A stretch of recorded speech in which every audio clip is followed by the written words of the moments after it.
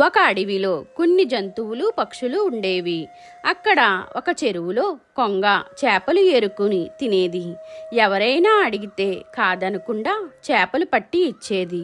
ఇలా అందరితో స్నేహంగా ఉండేది కొంగ. పక్షులు జంతువులు అన్నీ కొంగను మెచ్చుకునేవి.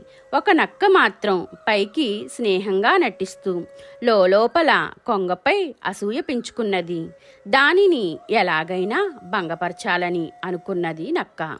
ఒకరోజు కొంగ వద్దకు వెళ్ళి, రేపు మా ఇంటికి విందుకు పిలుస్తున్నాను, కాదనుకు మిత్రమా అంటూ ప్రేమగా నటించింది నక్క.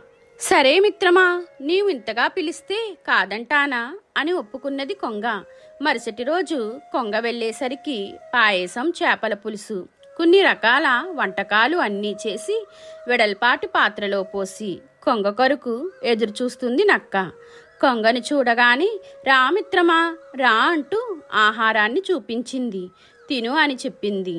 నక్క తినడం ప్రారంభించింది. కానీ కొంగకు వెడల్పాటి పాత్రలోని ఆహారం తినడం రాలేదు. అప్పుడు నక్క హేళనగా, ఇలా తినాలి మిత్రమా, చూడు అంటూ మొత్తం తినేసింది. కొన్ని రోజుల తర్వాత నక్కకు బుద్ధి చెప్పాలని కొంగ నక్కను తన ఇంటికి విందుకు పిలిచింది.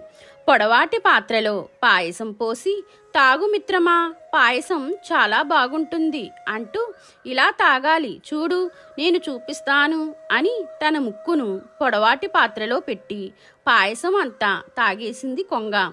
ఇంత రుచికరమైన పాయసం తాగలేకపోయావు మిత్రమా అంటూ హేళనగా నవ్వింది కొంగ.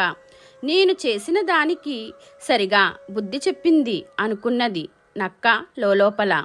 ఈ కథలోని నీతి, ఎదుటివారిని మోసం చేయాలనుకుంటే వారు కూడా మోసపోతారు.